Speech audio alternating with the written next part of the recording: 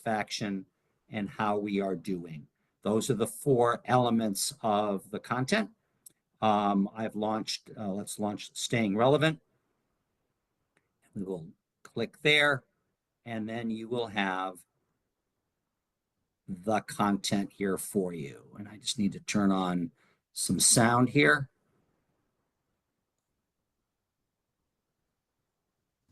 There we go. And what we're doing here with the scenarios is to give you a real world situation that you have to do some research and navigate your way on through. So we start with the introduction, and that's all written out in text form for you. And then you're going to meet Blake Hines, and she's going to talk to you for a little bit. You can always turn on. Thank you for meeting with me. Closed caption. I know you're meeting with Amit, our marketing director, after this, but I wanted to give you an overview first before you dig in with him. I have an important marketing project that I'd like you to work on.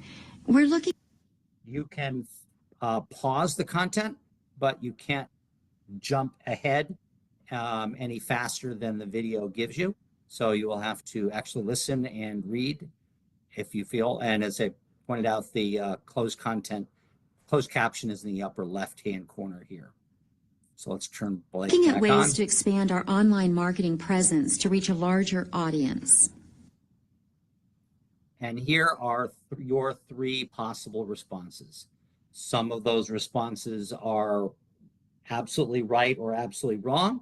Others are a little more in the gray area, and it kind of will allow you to get to the information that you need to be able to do the work that Professor Martinez is asking you to do. So we'll then click on a response, and then Blake will reply with yet more information. We currently have a website and a social media page. So I don't need to walk you through all that, because that this really is the work that's being done. In the upper right is the transcript of the whole episode, and that's a PDF that you can print out if you like, and it gives you all the players and who's who and where you are meeting and various things like that, along with the various pieces of text. So you can certainly read along with that if you should choose to want to do that. Click on notes, and you can write your own notes here for anything that you might want to keep track of. That is totally up to you. So what you're going to do is you're going to walk your way on through the scenes. You're going to gather information, and then at the end of the work, after you've visited with everybody, you've talked with various people, and you'll notice we have, let's go back to the menu here. There's scene 1, scene 2, and scene 3. You're going to be meeting with different people. You're going to be talking with different people and doing your homework within the organization. Ultimately, there will be a recommendation, and Professor Martinez has covered that in your LMS course, in your LMS shell, with the parameters of what she wants you to do for writing your recommendation around staying relevant and the final assignment. And this is a quick peek at that. I will let Professor Martinez comment on anything around that final assignment that you need to do. Okay, so what you're going to do is you're going to put it on a Word doc, and it's explained in the syllabus. You're going to have a cover sheet, and you're going to use a Word doc, and you're going to submit it that way, not in the email format. There is no that has disappeared, Professor Martinez. So this is the only place that it exists. Okay, super. Well, that's the way you do it, and then you will upload it to the Canvas under the assignment page. So, thanks. Good. Thank you. And are you doing the quiz in your Canvas course? We are. I actually put it in into the quiz tab where they have multiple choice answers to it. I just copied it straight over so that they can take it and so automatically graded. There you go. So that really is the work that is necessary for you folks. If you have any questions, you will want to go to the JBL support page, which I can show you. Hold on. Let me just get JBL technical support. And the support hours are 8:30 a.m. to 8 p.m. Eastern, Monday through Friday. And there is the phone number, 978-443-5000 or 800-832-0034.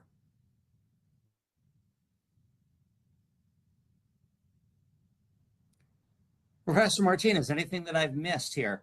Can you show them how you can look at it, like at the manuscript?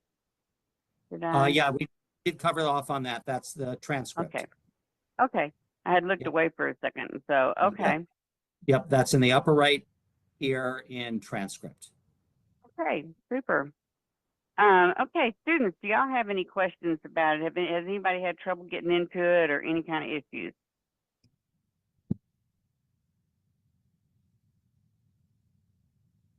Okay. Awesome. You look like you got a short term this time. Absolutely. Well, I think some of the usability improvements that we've done are coming through, and you're benefiting from those. So we're delighted to hear that. Yeah, I had very little problem. It was bookstore issues last semester. Like they just somehow they weren't connecting. I'm not sure what happened. So I haven't had anyone yet this semester tell me they have an issue. So hopefully it's all been, straightened out. Awesome sauce. That's terrific. Well, to all the students, I wish you a great term. Professor Martinez is the best.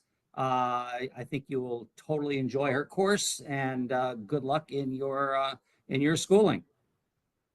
Thanks, Stephen. Appreciate it. You have a great day. Take care. Bye-bye. Bye-bye.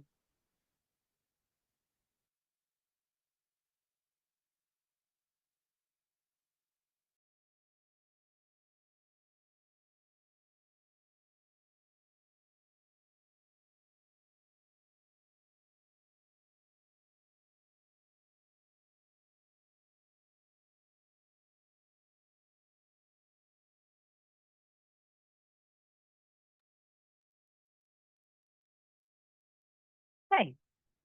So that was just a very quick explanation for, how to get into it and how to use it once you get in there. It's a really relatively easy program. The only problem students typically have is that you will sometimes not, some students have a little trouble getting into it initially. But I had all my students in first class, section 1, they got into it except for 2, and I think that's being rectified right now. So do I have anybody that has tried to get in it and has not been successful? All right, great. It's my understanding that it used to be 2 codes, but apparently it's 1 code now. And once you get into the digital book, apparently the navigate shows up pretty quickly right there. So if you have any issues, though, I'm not a technician when it comes to that, but that 800 number, they can help you very quickly. And you can also talk to your fellow classmates, because if they got into it, they can probably tell you what you're doing that for some reason that you are not getting into it. So, okay, any questions so far? The navigate, what you're going to have for your deliverable is you're going to have a 1-page answer to the task. At the end of the video, she's going to give you something to do. And, it's going to be I don't know if this one's about the emergency room or not. I can't remember. But what you're going to do is you're going to answer the best way you can to how you think that you could approach the task and fix it, whatever it is that she's given you. Now, there's certain things that I'll be looking for that are very obvious to everybody. But the other stuff would be things like, and you don't need references, by the way. The other stuff would be using your creativity. You may come up with something that I hadn't thought of, which is a great thing. So when you're writing it up, it needs to be APA correct, grammar correct. You need a cover page. Now, if you want to do it, if you have a list of things and you want to bullet them, that's okay. You know, you can bullet it and you can describe what it is and then how you would do it. You know, an example would be the waiting room is in bad shape. I would add a TV or add a playroom, play area for kids, or those kinds of things. You know, and obvious things are too, like, is the staffing horrible? Do we need to look at the staffing? Those kinds of things. So, you know, you're kind of going to put yourself in whatever task that is and what you would actually recommend to your boss. So that's what this is all about. It's like a virtual internship. And any questions? Oh, and when you take the quiz is under the quiz tab. That quiz you can take as many times as you want to.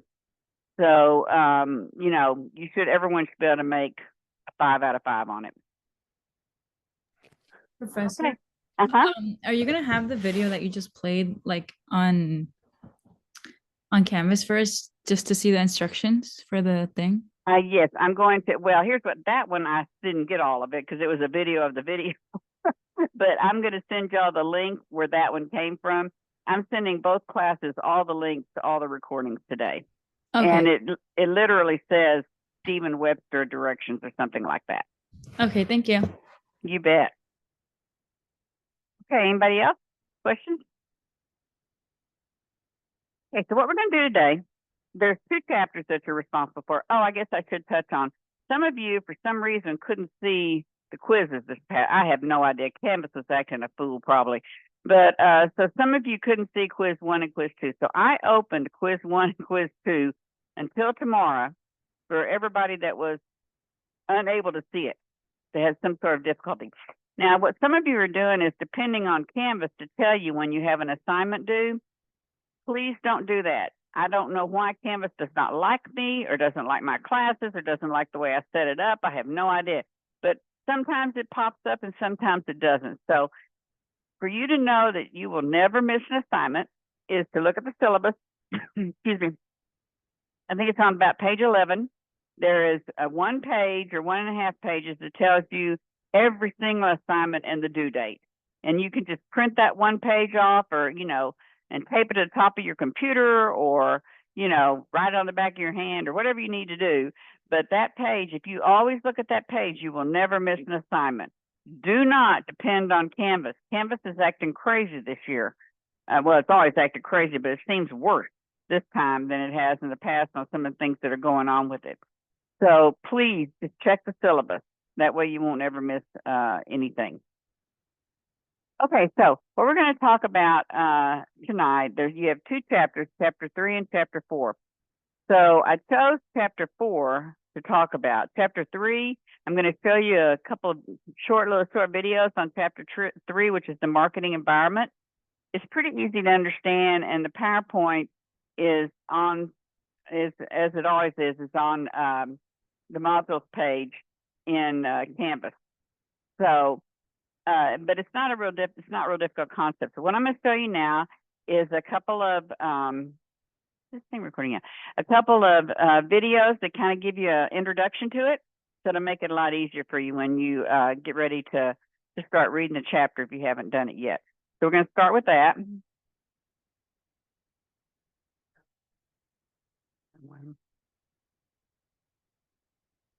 Oh, one of them disappeared. Where'd it go? All right, here's one of them. I'll have to hunt for the other one.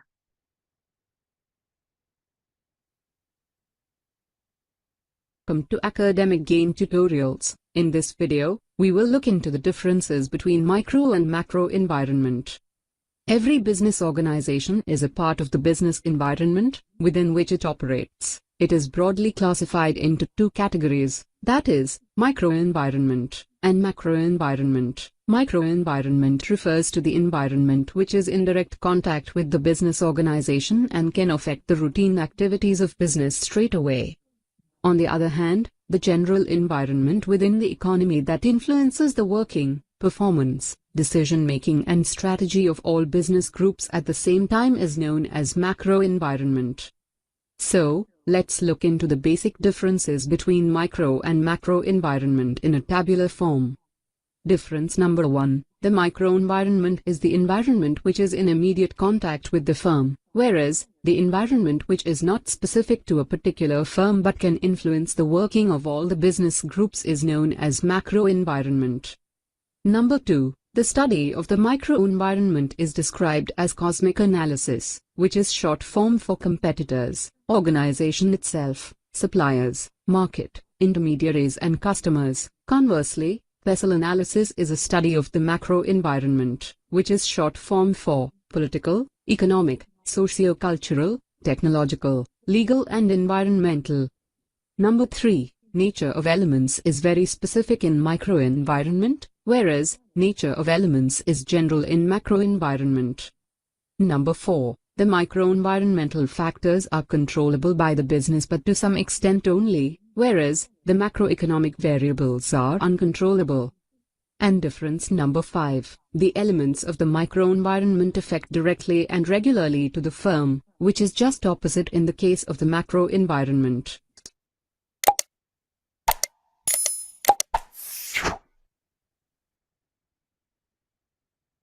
Hey, that was the first one, and give me just a second so I can pull up the second one.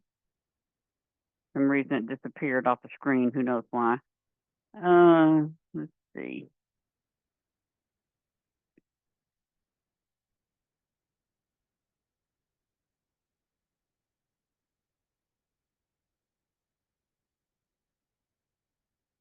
Okay.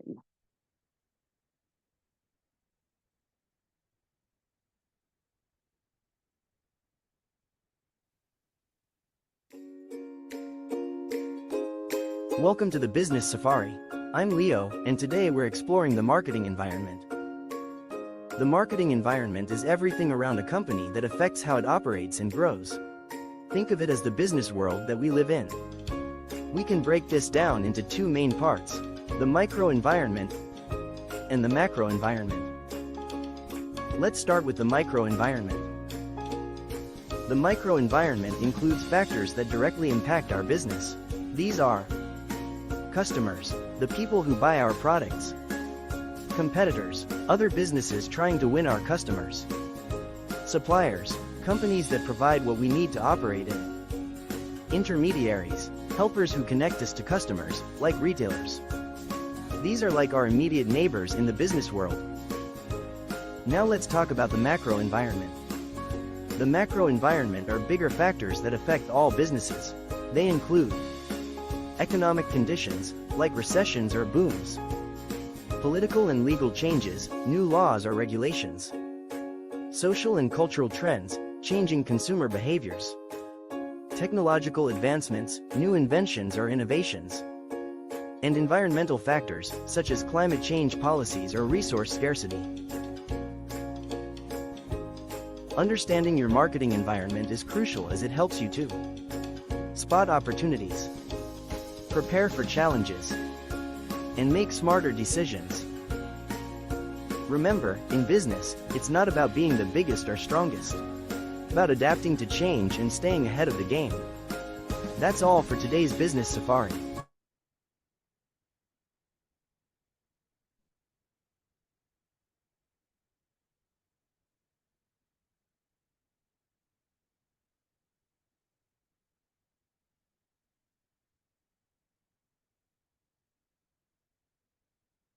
Okay, that was just a little bit of an introduction to the marketing environment. It's not a real long chapter, and it basically covers in detail those ideas that were just introduced to you. So what we're going to do now is consumer behavior, which I think is one of the more fun chapters because it's all about how do we get that client into us and how do we keep them. And so I'm going to show you just a couple of little short videos to kind of get started. Then we're going to go over the PowerPoint. Maybe I can get it to work for me.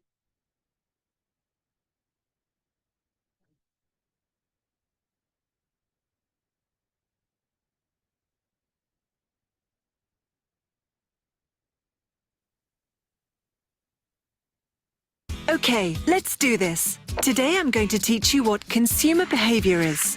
First of all, it is defined as the area of research within the field of marketing that focuses on how consumers acquire, use and dispose of goods, services, time and ideas. Consumers can be individuals, families or other groups such as teams and companies.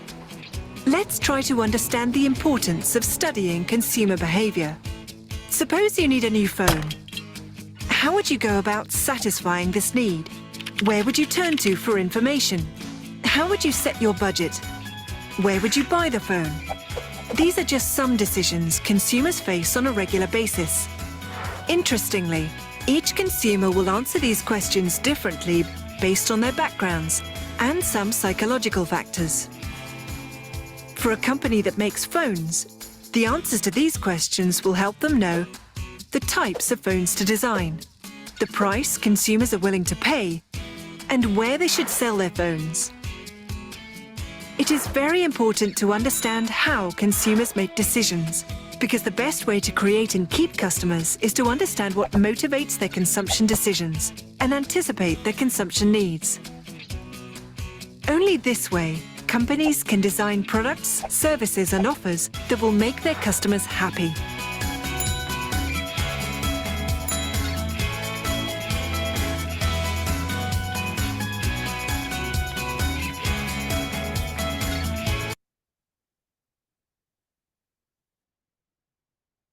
Okay, and then one other little short video.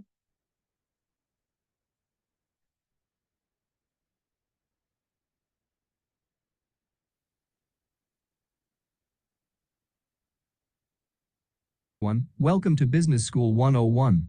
As a consumer, you may experience marketing transactions every day. For example, you might want to have a cup of coffee at a Starbucks and decide what kinds of coffee and size you want to have. You might also consider buying a drink using the stars on a Starbucks loyalty card that you earned. Similarly to this, consumers make different kinds of decisions while interacting with marketing stimuli in various situations. Consumer behavior is everywhere and every day. So what is consumer behavior? In this video, I will discuss this topic with you.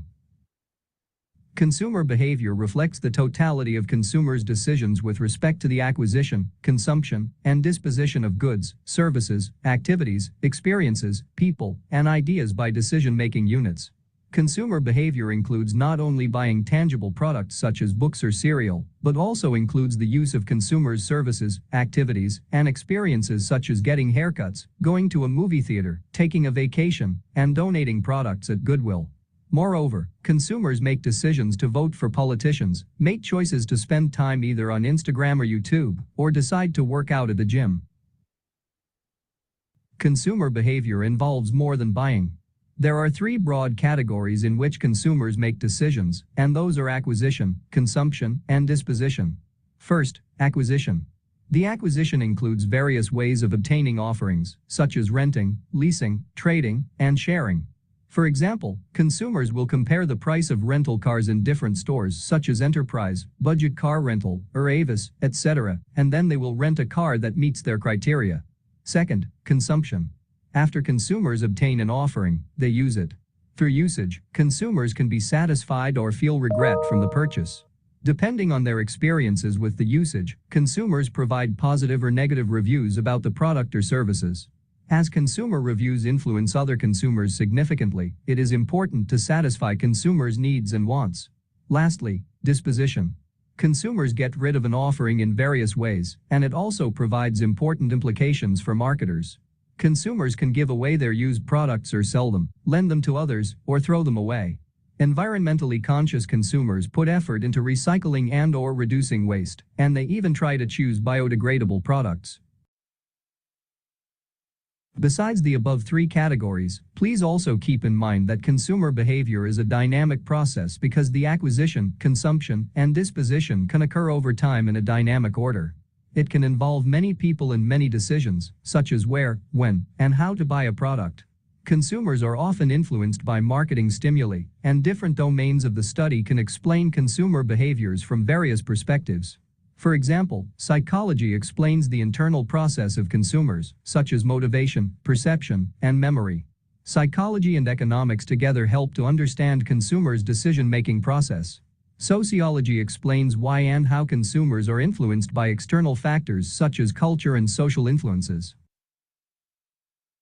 In sum, consumer behavior refers to the study of individuals, groups, or organization and the process they use to select, secure, use, and disposes of products, services, experiences, or ideas to satisfy needs and the impact that these processes have on the consumer and society. Understanding consumer behavior is beneficial. First of all, marketers can better develop marketing strategies, identify target consumers, and properly position their products in consumers' minds. By doing so, they can build long-term relationships with consumers and increase sales. Next, managers at non-profit organizations can also get benefits by studying consumer behavior. They can understand the motivation of consumers who are willing to donate to their charities and can develop an effective strategy to increase donations. For example, when consumers think about time compared to money, they donate more to charity because thinking of time makes consumers more emotional. Lastly, learning consumer behavior is also helpful for consumers to make better decisions when they are surrounded by a bunch of marketing stimuli in the world. Alright, that's all for today's topic. If you have any questions regarding this video, please leave your thoughts in a comment below. I hope that you guys have enjoyed this video, and if you did, make sure you give it a thumbs up and subscribe to my channel. Thanks for watching, and I will see you next time.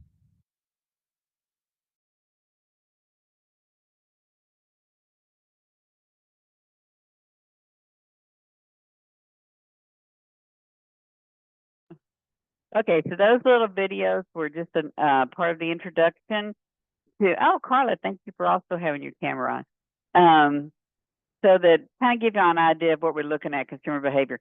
Consumer behavior is one of the most important parts of marketing. If you don't know how your potential client, your potential patient, oh, and Denise also, thank you, then you really aren't going to be able to figure out what it is that they want and what it is they're willing to pay for. You know, like I was talking to y'all about, I think this class, I know my classes all run together, but there are some products that I just wouldn't purchase. I don't care if they put it on a gold plate and rolled it in front of me, you know, I still wouldn't want it, you know. But and everyone's that way. There's some things, you know, that you just don't want. But if you have a potential client that is kind of leaning back and forth, you know, like, well, you know, maybe I'd like to, well, I always go back to cars. Y'all know I love cars. Maybe I'd like to have, you know, a Honda because they're very reliable and, you know, I really enjoyed the Honda I had before. But then they see this Ford that's really sporty and looks really good. And, you know, and they're like, well, you know, I wonder if I'd rather have a Ford. Well, Ford could maybe do something in their advertisement that would bend that person's mind. You know, they could appeal if they knew what it was that that individual was looking for. And you'd be surprised how effective marketing can be in that respect, as well as, you know, your salespeople are really marketers also. So I can give you a good example. We'll go into more some health field type examples here later on in the PowerPoint, but I can give you a good example of, for instance, there's this little car. It was called a Ford, I can't remember, it was a small car. But there was Focus? this really good sales. Which one? Ford Focus. That's it. That's That's it. the smallest they have, yeah. Right. It was like that. And there was this one salesperson that they were talking about, and I thought it was really interesting because he was so good at what he did that he would scope out the people when they came in, and he would have a pretty good idea of what it is they were looking for. So he could, and by just changing the packages on that car, he could make it be, you know, perfect for several different kinds of individuals. For instance, this one guy came in and he was just graduated from college and he had been driving an old raggedy junk heap, you know, for 4 years. And, you know, he held his breath every time he got in it and drove somewhere hoping he'd get back. And so, you know, you'd be so excited about getting a brand new car, but he couldn't afford very much. So this salesperson takes him to the Ford Focus and he says, you know, this car is just perfect. It's got just enough pep. And he said, you can jazz it up, you know, trick it out.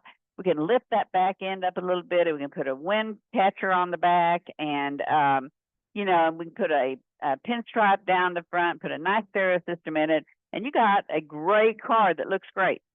And so, you know, of course, the guy really liked the idea, and it was within his price range.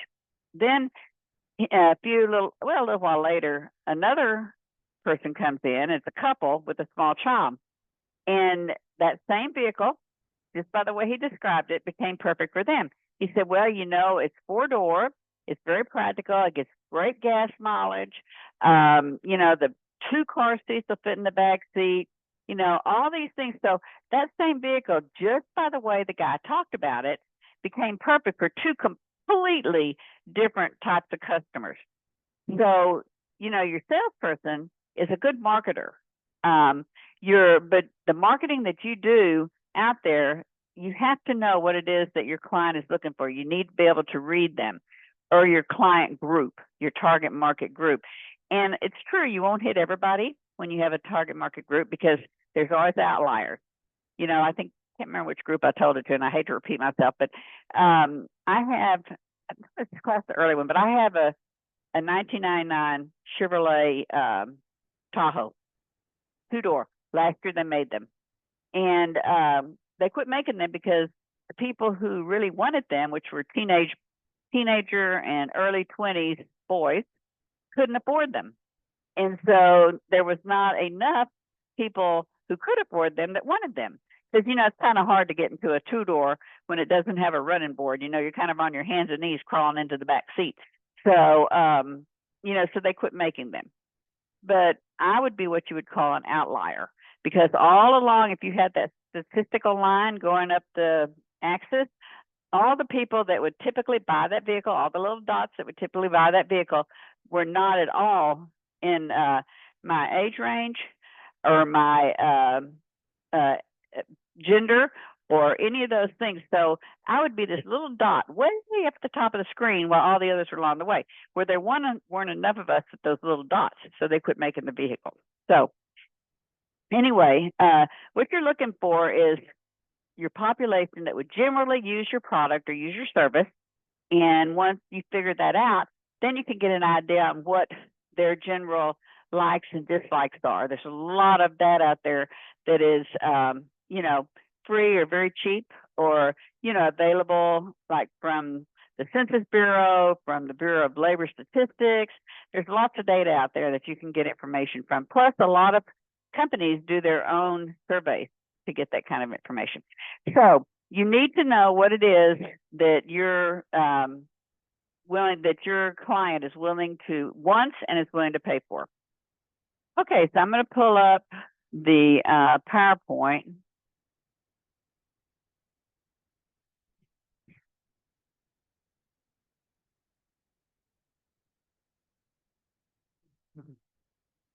Okay, are you working? Let's see.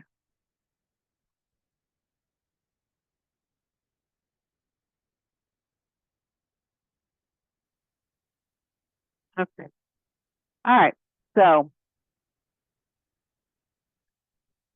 should be able to see that now. Let's hope things are going my way for a little while.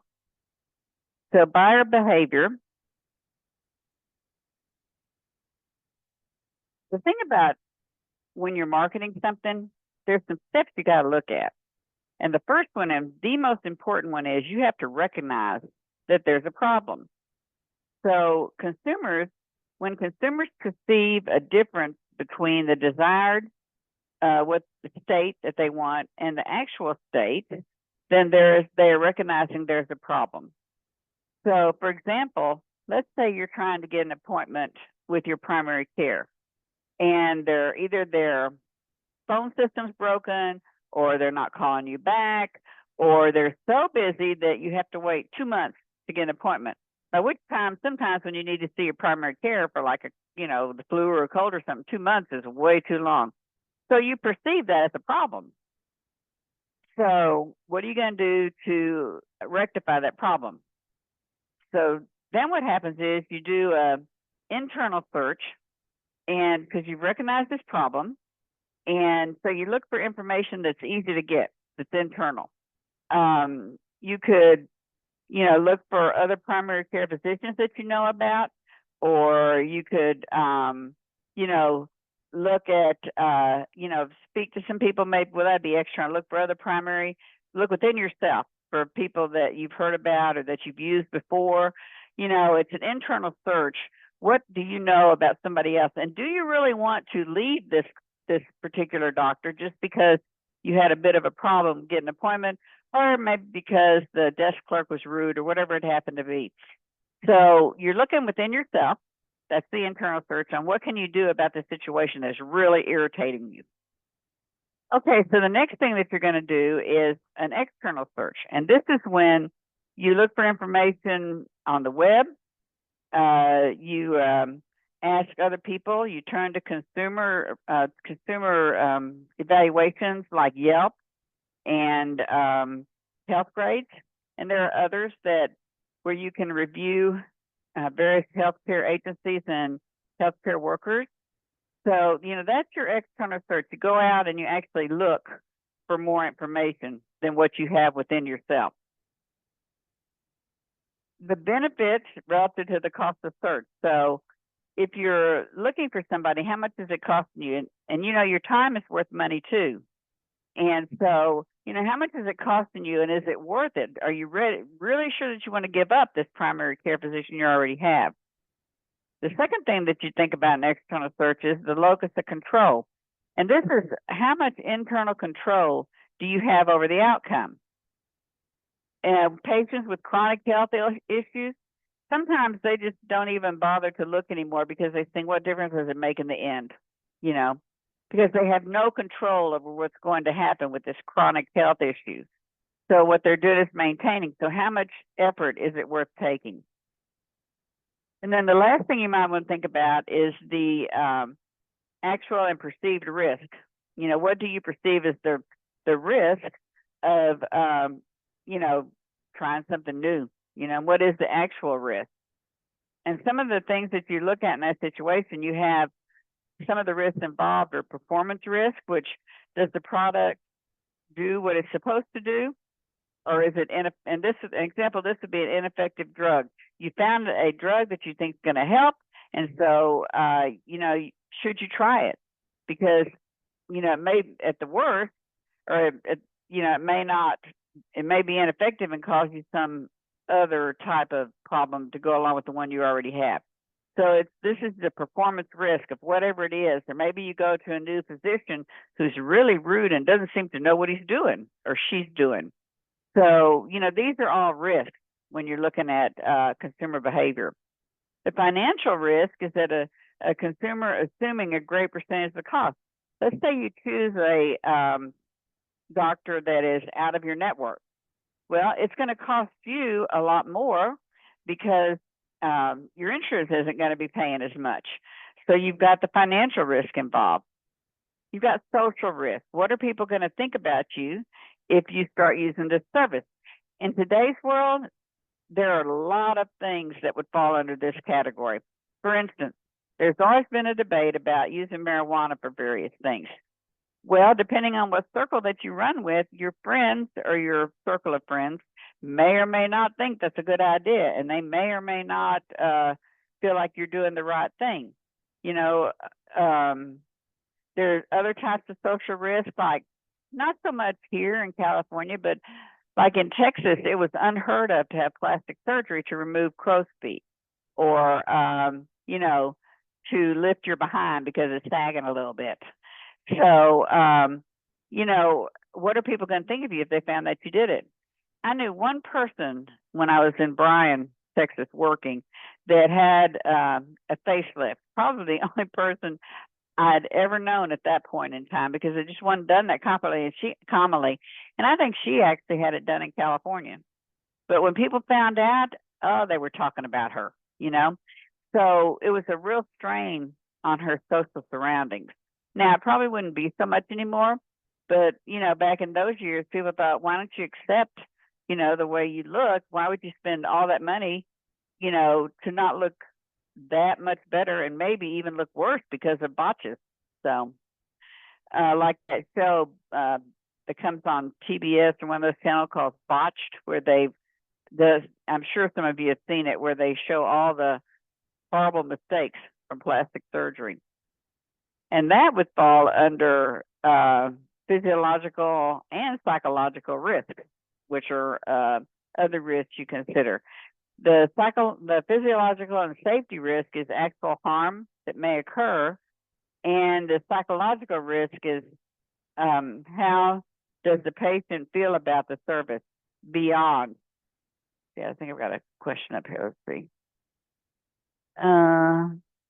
Okay.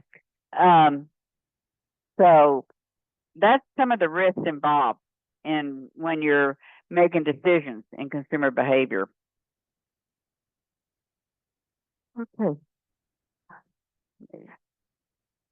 Get back down here, catch up with myself because I'm adding too much in here. All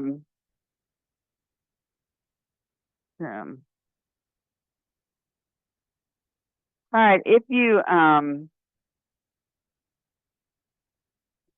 trying to see this, I know there's something sometimes you have cognitive dissonance after you purchase something. And what that is you've made your decision, you went to a lot of work to decide about it, and then after you buy it or use it, you have second thoughts and you say, why did I do this? I should have done this instead. And that happens a lot of times. It doesn't have to be something major. It can be something, so minor as a coffee pot. You bought a coffee pot after you researched it, and this one had most of the stuff you wanted. The other one had other stuff you wanted. And then the third one had everything, but it cost too much. So you get the one home that was a little bit cheaper, and you start using it, and you think, well, I really should have bought that one that did everything I wanted to do. That's cognitive dissonance. You made a decision, but you're second guessing yourself. Okay.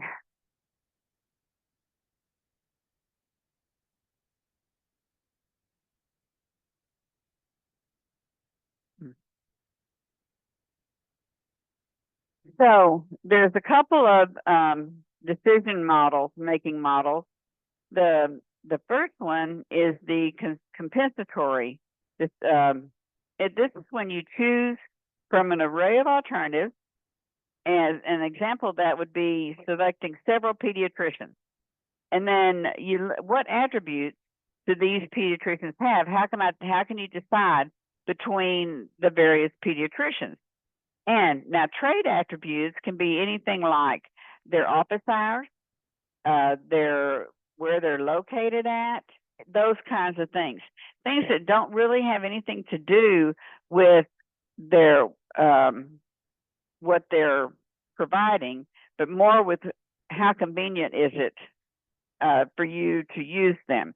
These are things that really don't have a lot to do with the actual service itself, but are a big decision maker.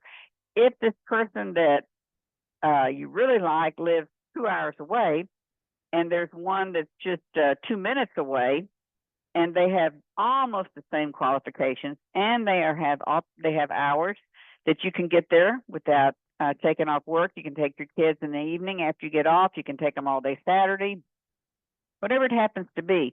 But those are all multi-trade, attributes of the attributes of the trade. They're not necessarily have to do with healthcare itself. The non-compensatory is a one attribute that you absolutely insist on having. It is non-negotiable. So, and it may have, nothing to do with the others. You wouldn't care if you had to park 10 blocks away. You wouldn't care if you had to take off work all day, because there's this one attribute that particular position has that you will not do without. So those are the two different types of decision-making models. And it just depends on the person. As I told y'all before, I'm pretty sure in this class, that there was a pediatrician in Tampa, Florida, that kept office hours, I think it was Thursday, Friday, Saturday, Sunday, all day, like from 7 to 9 at night on Thursday, and then Friday till 6, Saturday all day, like from 8 in the morning till 5, and then Sunday, I think maybe in the afternoon. But whatever it was, they offered hours that almost anyone could take their children for well baby care without having to take off of work. So those again are considered attributes of the trade, you know, versus having that much to do with healthcare.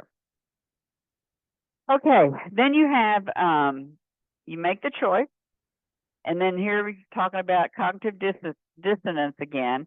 That occurs when you second guess yourself. I had a friend one time, she second guessed herself after everything she did. We'd go eat dinner and there'd be like 5 or 6 of us eating dinner. We'd all order. And then when her food came, she'd be looking at everybody else and saying, oh, I should have ordered that. Oh, that looks so much better than mine. Oh, I wish I'd have got that. Those kinds of, that she suffered severe cognitive dissonance. Every decision she made, she would second guess herself. You know, it's very difficult to live like that. You know, we have to learn how to do the best we can do, the best research we can do, and make the best, most educated decision that you can, and then live with it. You know, it doesn't do any good to second guess it because it's done. Okay, decision freedom is considered that consumers are much happier if they have a lot of choices. I'm not sure I always agree with that for me, because if I have too many choices, I just say, oh, I don't even want to do it at all now. And I just don't do whatever it is because I hate to have to look at all these different choices, and it's really difficult to make a decision. A few I think is good, but lots of choices, I don't know. But according to this, you know, consumers like having a lot of different directions to go. Now, there's different levels of decision making, and we've got what's called high versus low involvement. What that is, a low involvement, I'll start with that, is when, you know, you need something, you're standing in line at Target, and you forgot to buy gum. So you're looking at that little rack they have that teases everybody that has to stand in line, just, you know, like candy and gum and magazines and all kinds of stuff. So they see spearmint gum. You really don't like spearmint gum. You really prefer Juicy Fruit or Trident or one of those. But you're thinking, I've been in this line for 15 minutes. The gum is right here. I don't have to get out of line and go find it. So you pick it up. Low involvement. It doesn't really, it's inconsequential which gum you choose. So it doesn't take a lot of, you know, thinking on your part or a lot of planning. You know, it's just one of those very low involvement, kind of unimportant. When you're looking about high involvement, though, that's when you know, let's say you're looking for a surgeon, and boy, you want to check and be sure, you know, that they haven't been sued for malpractice, or you know that they're have really good reviews, they're in good standing with the American Medical Association, all those kinds of things. So that's going to take you a lot more effort, and the decision is more life-threatening, or you know, it's much more important in your life, this decision. And you know, it doesn't have to be something as major as surgery. It could be something like buying a new computer. When I used to always call HP when I got a computer. I would just call them and tell them exactly what I wanted in it, and they'd send it. But the service is so difficult because you have to mail it back, and it's just so much trouble. So now I go to Best Buy. But I go to Best Buy and I look around and I see which one of the people that's working I believe would be most likely to know what they're talking about. And so then I ask them all the questions that I need to know, because I probably already researched it online. I've looked on the HP homepage. You know, I said, okay, I want this, I don't want this, you know, all the things. And then you look at what Best Buy have, which is usually, you know, some sort of a pre-made. You can't just choose what you want in it like you called HP. So I look at what they have, and I ask them about the reviews on. I ask them how many of them come back, those kinds of things. High level involvement, because you're spending a lot more money than you would for a pack of gum.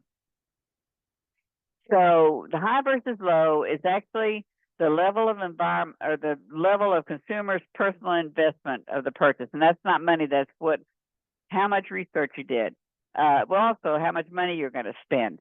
You know, all those things will dictate a high or low involvement. So the high involvement purchases tend to represent risk as well as like selecting a surgeon. Then the low involvement are not very important typically, and they represent very little risk to you. High involvement or high risk as selecting surgeon or as the cost. Low involvement are less important, and it could be something like over-the-counter drugs, very little risk. When you're in Walmart or Target or CVS, wherever it happens to be that you shop for things like aspirin, if you notice on the counters, they're going to have their brand on the top shelf because that's easy enough. And oftentimes it looks very much like the brand that you like to buy. So if you grab it, you could actually think you're grabbing Bayer or Advil, but you've really grabbed their brand because the packaging is made to look very, very similar. So it's very easy to pick up the store brand, and maybe you don't care for the store brand. But if you got ready to, if you were looking for Advil, you might find Advil on the bottom shelf where you have to get down on your hands and knees, you know, to get that Advil and put it in your buggy. So, you know, all of that is marketing also. It's product placement. You know, where is that product most likely to get attention and get bought? Because people will typically buy what's easiest to pick up for things like that. They're, you know, I don't know, because I'm kind of brand loyal. I would probably get down on my hands and knees and, you know, and get it off the bottom shelf. But most people would just grab what's there and head on and buy. Okay, so complex decision making involves high involvement. Again, we're talking about a lot of time invested. And limited decision making is extended search and low involvement. Seeks a variety such as impulse buying. You know, a lot of us will grab something at that checkout line that you had no intention of buying to start with. And some of these are like over-the-counter drugs. Routine decision making involves repetitive buying. Repetitive buying involves brand loyalty. I used to have a saying when I used to fly out of Long Beach all the time. I said, if JetBlue don't go there, I don't go there. I was extremely loyal to JetBlue to the point that I never even looked to see how much the other airlines were because JetBlue was such a joy to fly. Well, I've kind of had to reevaluate since JetBlue left Long Beach, but that was true brand loyalty. Other brand loyalty might be you go to like for me, I still have the same beautician in Texas. I've had her since 1985, I think. So, you know, some people are very loyal to the brands.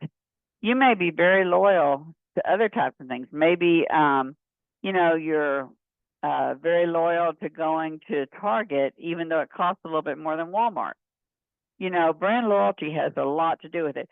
So knowing that, then it's obvious that marketing needs to encourage and capture that brand loyalty for your particular business. Because once you have a loyal customer, they'll probably stay with you. You'd have to do something pretty awful for them to go. If you've been going to a primary care specialist for 10 years and you've never had any problem with him, you like his bedside manner, you like everything about him or her, and then for some reason they hire a really horrible desk clerk, and that person is so rude to you, the chances are that you will not leave that company just because, you know, the desk clerk hacked you off. You will say, well, I understand that everybody has a bad day, or you would tell the doctor, whatever it happened to be, but you probably wouldn't leave the company because of one or two incidents with the desk clerk. That's brand loyalty. Now, let's swing around to that kind of the same scenario, and this is a new primary care physician you've been to, and you get there, and the nurse or the desk clerk act horrible to you, like treat you like, what are you doing here? You know, and it's so irritating that you just want to leave and not even have your appointment. Well, you go in and the doctor is okay, but you don't have any ties to him. You have no brand loyalty. Chances are good you're going to walk out that door and that'll be the last time you go there. So brand loyalty is really important, and most companies try very hard to get their customers and keep them. It's much cheaper to keep a customer than to acquire a new one. Any of you that watch Shark Tank will have seen that. So you need to engender that brand loyalty for your company, and that will help you retain all the clients that you manage to get.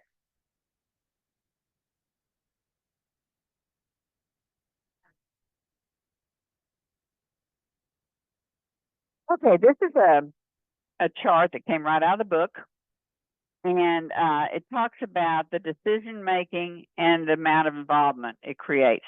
So if you look at the upper left, it's complex, it's extended. It requires more research, and it requires more time. So that is one of the most complex decision making. It could be health insurance plan that you're picking. It could be a surgeon.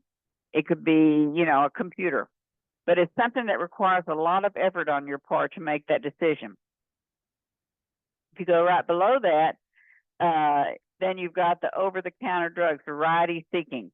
So, it's more low involvement. So, you're less like, you may or may not keep buying the same brand.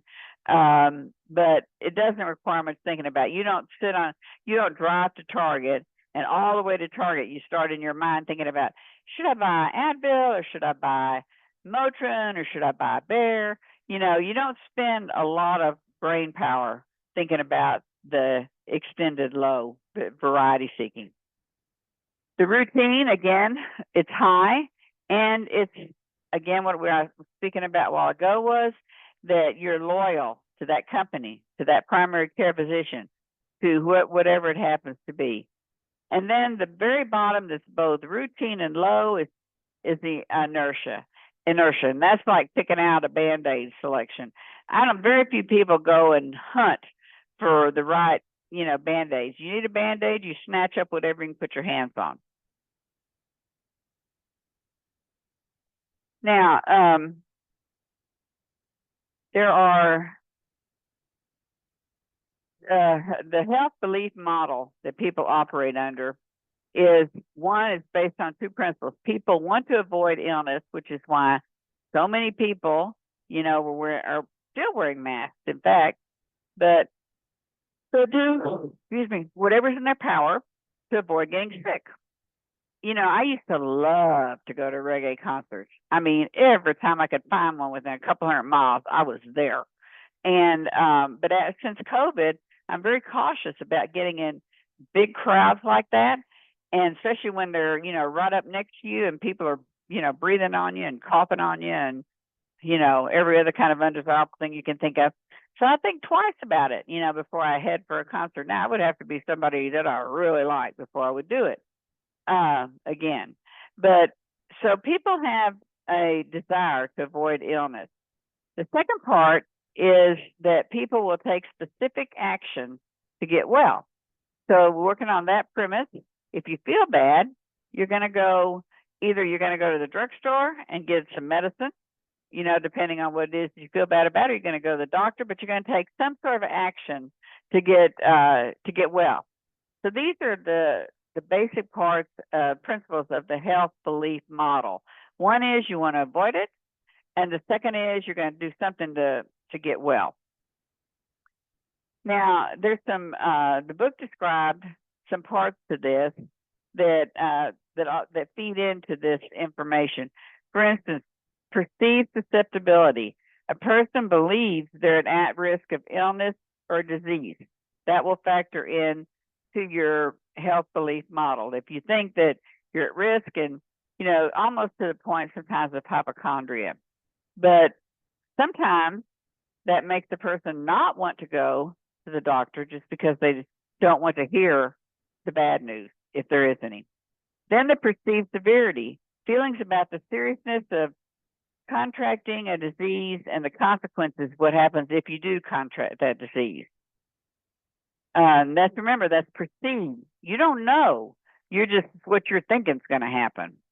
Then you have perceived benefits, which is the perception of the effectiveness of various actions. Is it worth taking to reduce the threat of the illness? So, do the benefits outweigh the possibility of negative things? Then you have perceived barriers, which this is when a person may have feelings a person may have regarding obstacles as far as taking the health action. If the person, this is performing a cost-benefit action as to whether it's too expensive, time-consuming, or inconvenient to follow through. That might be that might be some of the barriers. The cue to action is the dimension refers to the factor that leads the people to accept the recommended course of action. So they do what they're told to do. And the last one is self-efficacy. And that's self-confidence that the individual has in his or her own ability to perform the behavior. So these are just all parts of discussions that were under the health belief model. Behavioral economics, the key principle is loss aversion. You don't really want to do it because you're afraid of what's going to happen. People are more sensitive to the prospect of loss rather than the likelihood of a gain. So sometimes, people say, wow, I really don't have much to gain and I have a whole lot to lose. You'll see that on TV a lot. So sometimes people are more concerned about the prospect of this loss that might happen than the fact that maybe there'll be a gain. But they're not willing to take the chance because they feel like the more likely thing is there'll be a loss. Then the consumer decision journey. Customers begin with a number of alternatives and proceed along a path through a continuous amount of exchange between alternatives. So that's just, you look at the options all along the way, you make decisions each step of the way, and sometimes it's the right one and sometimes it's not. But it's just part of the process of decision making. This is just a graphic that came from the book that has to do with the customer decision model. I'm not going to go over that because it's pretty obvious. Okay, now there's psychological influences that also have a lot to do with consumer buying. Things that you don't even know are in your psyche.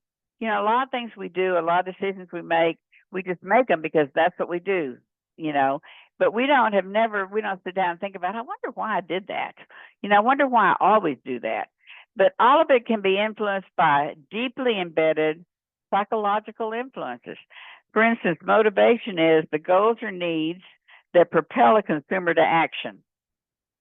A lot of times people say, wow, I think I've been saying I need a new laptop for probably 6 months, and they were on sale around Christmas, and I didn't buy it because I didn't make it to Best Buy. But, you have to be motivated. Do I really need it? Mine is still limping along, But if you have a strong motivation, then that's going to propel you into action, to go to the doctor or to go buy a new laptop or whatever it happens to be. Okay, then we've got attitudes. 1 second. And attitudes have a lot to do with they represent the consumer's enduring cognitive evaluations, feelings or actions, and their tendencies. So this is what makes you who you are.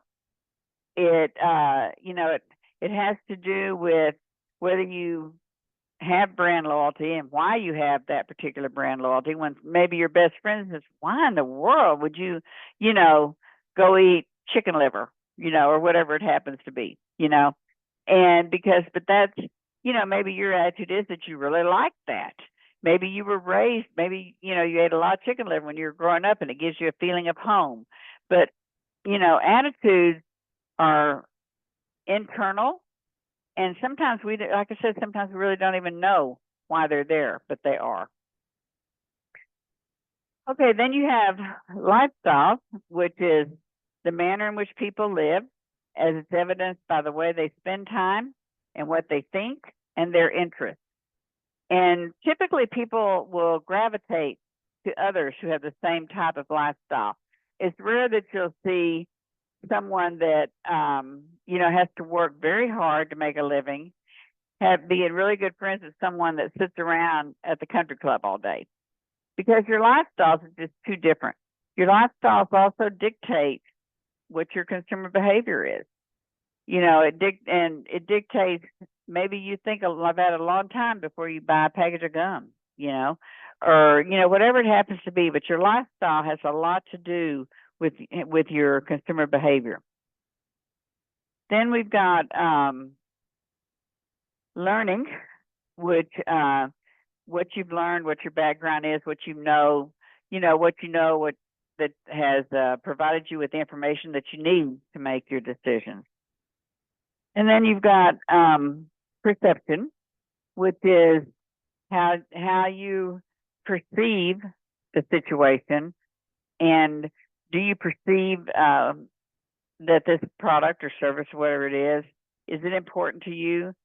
All those kinds of things. What is your perception of that?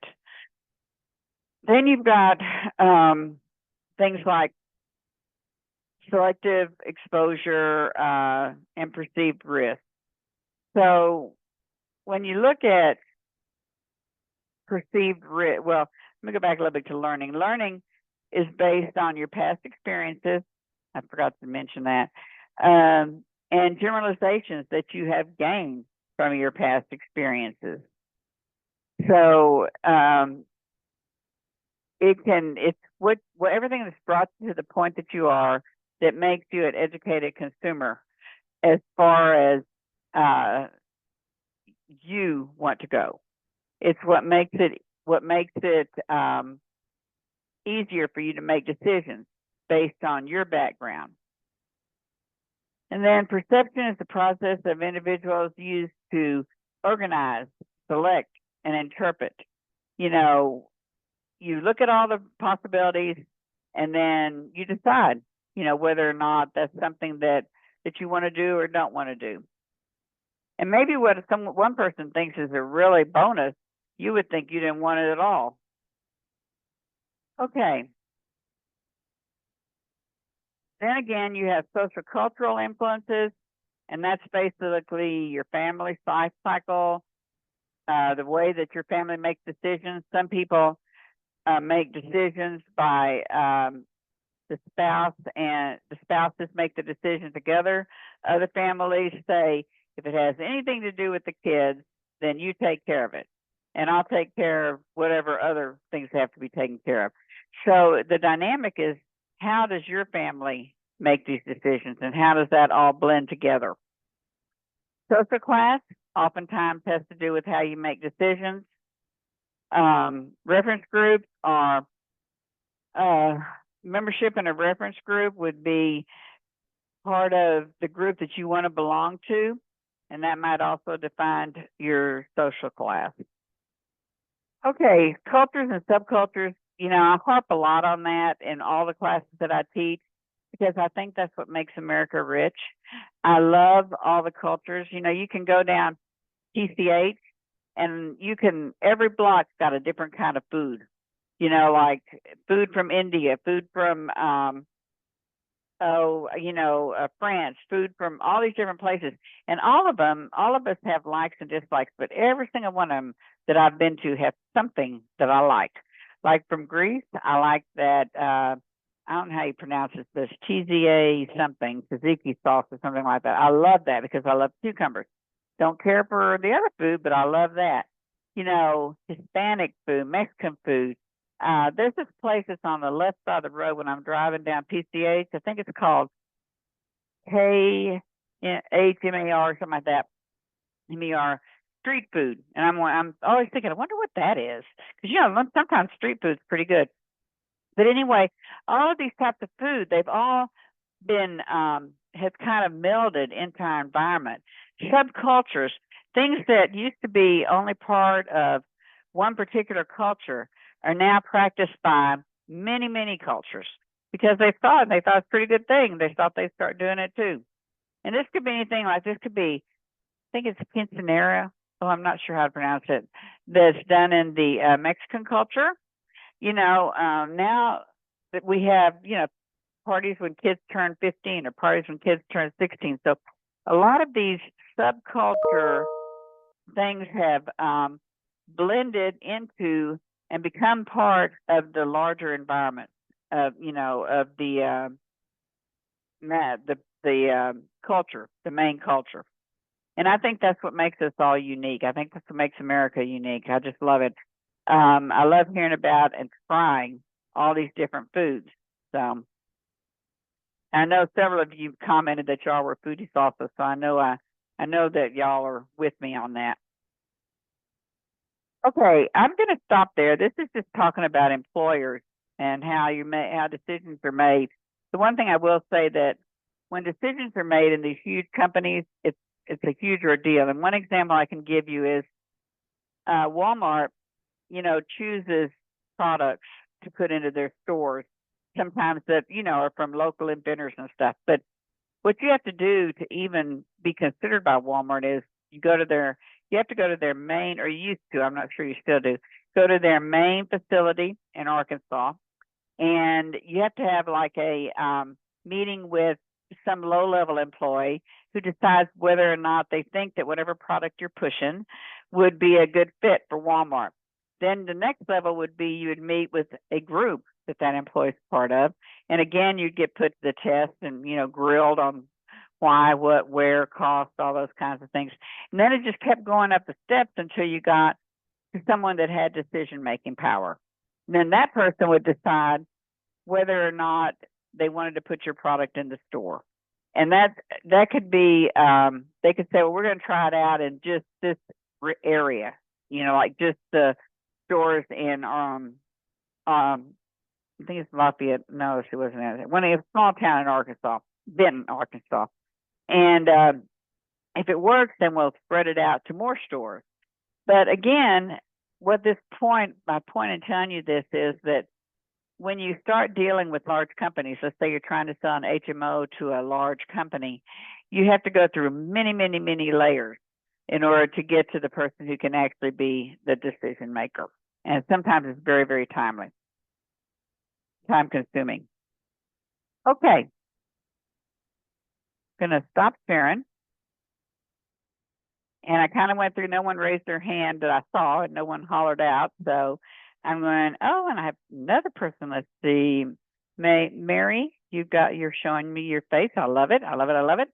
Okay. So does anybody have any questions? This is really like I said, I really enjoy this chapter because it's so very important that if you don't know the consumer behavior of your target group, you're not going to be successful. If you decide in your mind that everybody should want, a widget, whatever that widget happens to be, but to the majority of people that widget is worthless, then you're going to spend time and money trying to get people to realize what you realize about that widget, that it's just wonderful. So instead of trying to push something on somebody, you have to look and see what it is that your target group sees as a problem and how to fix it. And it requires research. It requires surveys. It requires, looking at other articles, all those kinds of things. Marketing sounds like it's not that hard, just go out there and sell it. But it's very scientific and it's really very difficult if you don't do your research. Okay. Do I have any questions?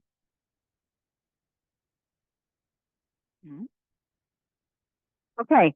Next week, we're going to have the librarian come in, so please be on time. And it will be a presentation that you will find extremely interesting and informative.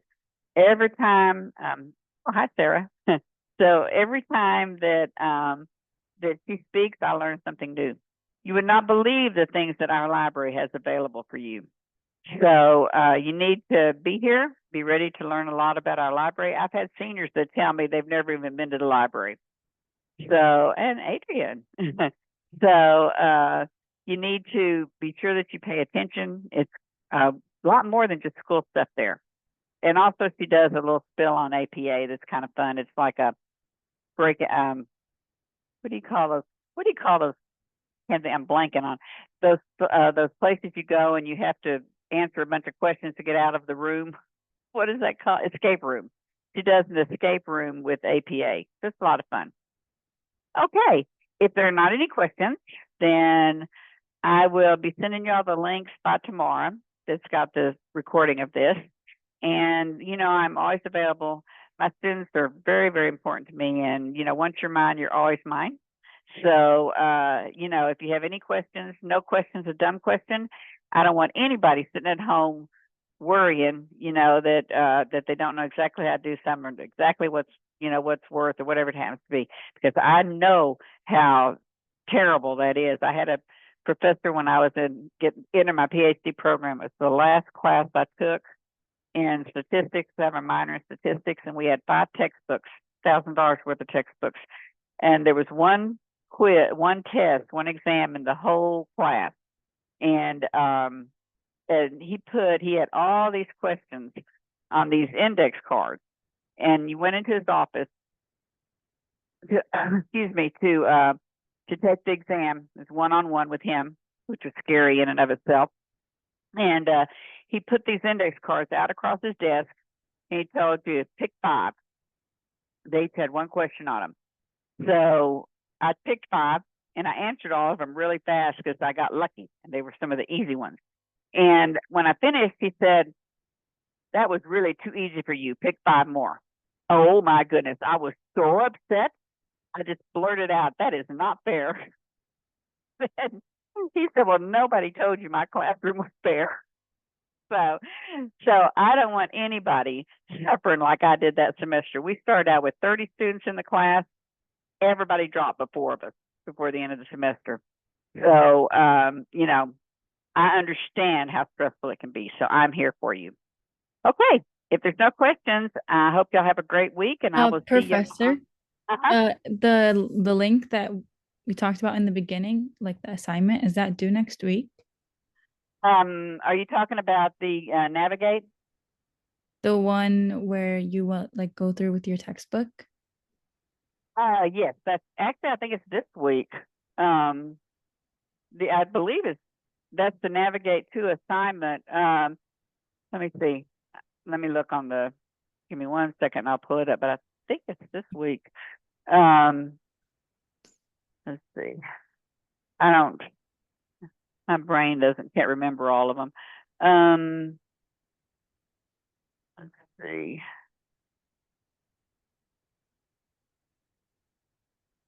Okay, so it is called, where are you at? Okay, it is due 2/9, so it's this week, and it's called Staying Relevant. It's scenario 1. Okay, thank you. You bet. Okay, anybody else? Hey, Professor, I know you had took roll in the beginning of class. I'm sorry I was late. I had the wrong Zoom link. My name's Okay. Tamario. I don't know why that other one's still floating around out there. So what is it that you need? I'm sorry. I know you had took roll earlier in class. I saw you come in. Thank you. I know, because you come in as T when it first comes in, and not. Yeah, I changed it. I so- changed it to my full name. So I always know it's you. Thank you. You bet. Okay. Anybody else? Yes, Professor, I have a question. Are you going to give extra credit for the HCA workshop for tomorrow? Okay. If there's a word, I didn't even know there was one tomorrow. Tell me. But yes, I will give extra credit. Okay, and then you were able to receive the ones for the very first meeting already as well? I haven't gotten the report back from Deja, but I haven't sent her a message reminding her either. Was she the one that was posting it? Do you know? Yes, Yeah, her okay. and Jennifer. Okay. I'll send a message to them, and they'll get that back to me. Okay. And yeah, sometimes it takes them a little while. They're pretty busy. And then I will get it up as soon as I get that. And yes, I will give, what kind of workshop is it tomorrow? Let me take a look. They're gonna talk about long-term health. We have Oh, a yeah. speaker. Okay. Yeah, I will give extra credit for that. So most stuff that the organizations do, I will give you extra credit. And usually I'll know far enough ahead of time, so I'll send you the links, but I didn't know about this one. Or if I did, I somehow got off my radar. So, and so usually in my classes, you'll end up with 10 to 12 points of extra credit if you do everything that I give extra credit for. So, because I want y'all to be involved. I really want y'all to be involved. You know, getting a degree is wonderful, but it's not all about that. It's when you get out there and look for a job, they like to see that you've been involved also in your field. And because, you know, they're wanting people that are involved with the community and, you know, and really like what you're doing and really want to be a part of it. So I give extra credit for doing that kind of stuff because I know that your lives are busy and it's just an additional incentive for you to go and take part in it. So, okay. Anything else? Can you Oh. send an email for the workshop that's extra credit? Yes, I can. I will send a message to Dave. Or do you have the email, Carla? Or if you have the like for the information? workshop, I don't have it with me. Okay. Okay. I'll get it from, I'll send a message. Deja and Jennifer generally answer me real fast. So I But will it- send it out either tonight or tomorrow morning. They have it available on their Instagram too. It's on there. The Okay. So y'all Zoom can link. also get it from the Instagram. Okay. And then the But I'll send Navigate it out. stuff is gonna be up after this class. I'm sorry, what? The Navigate thing is gonna be up after It this will be class? up as soon as yeah, the Navigate thing will be up and I'll send the link for that, but it takes a little bit for the recordings to come back to me before I can post them, but it'll be up before the evening's out. Okay, thank you. You bet. Other questions? Okay. Y'all are great. Love seeing y'all here. I love seeing all your faces and what those of you that put it on so I can have a look at you. And I will see y'all next Tuesday for the library presentation. Y'all have a great week. Thank you, Professor. Have a good Thank night. you. You're welcome.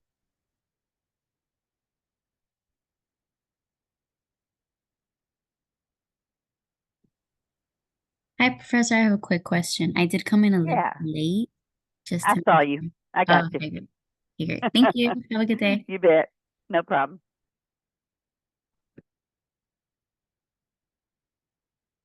What's up, Miss Christina?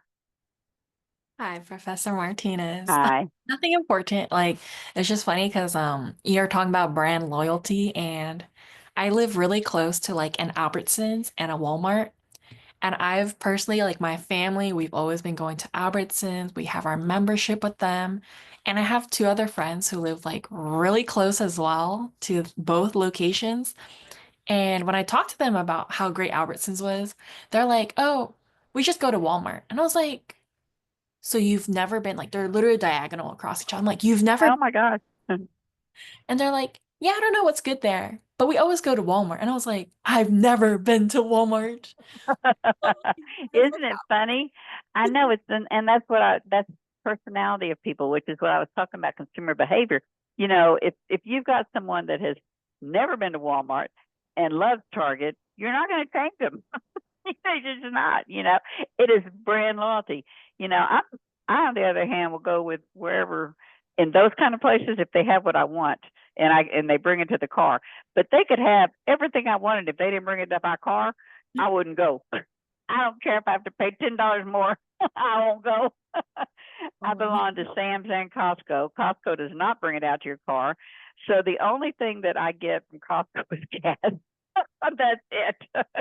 Because Sam's, you call the order in or you put the order in on the computer and they will bring it out to your truck. And, it's great, man. When I buy water and stuff, I don't carry that stuff around. Shoot. I don't care if it is more. So you do have reasons, for brand loyalty, and that's one of those compensatory things. I don't care. I want this, this trade product. Exactly. Actually, it's an uncompensatory because I'm going there simply because they do what they do. You know, I don't really care what they have in there. So yeah. Well, thanks for sharing that. That's great. Of course, Dr. Prince. I was saying that I literally was like, oh, the flashbacks are coming so strong. I know because that's why I like this chapter. We can all identify with some part of it, you know, because we all go through this on, you know, regularly. I mean, I personally will only buy Advil, and at Target that means I'm down on my hands and knees getting it off the bottom shelf, you know, and so, you know, so it's really funny, you know, what is really important to some people and then least important to others, you know. Oh, thank you, Dr. Martinez. Honestly, when you said you're on her hands and feet, I'm like, that's me every day. I have no problem with that. At the airport, if I can't find a place to sit, I sit on the floor. I have this one place I always go early. I fly out real early out of LAX, and by the Delta counter where you can go and check in, there's a sign that says it's like, you know, Premier or whatever it is they call it. I sit down, there's a mat in front of there, and I sit down on that floor and I use that sign as a back because there's everything. And I always have them, they say, are you okay? I'm fine. Y'all need more chairs. Oh So my I completely understand. God. But just something I wanted to share. Well, I'm glad you did. Always stay and share stuff with me. I love it. No, I So, love talking to you as well, Dr. Martinez. well, But good. That's great. You're one of the ones I get to keep then, even after you leave my class. of course, not even a question. Good. That's great. I love it. All right, have a great night, Dr. Martinez. You too, Christina. Bye-bye. Ashley, Well, are you there? yes. Hi, Dr. Martinez. How are you? I'm good, Ashley. How are you? Good. I just wanted to mention I'm from section 01. And I I know know. I emailed you earlier. Okay, I wanted to make sure we were on the same. Yeah, I got you marked. And then also just briefly, I do know when I submitted like the personal mission statement,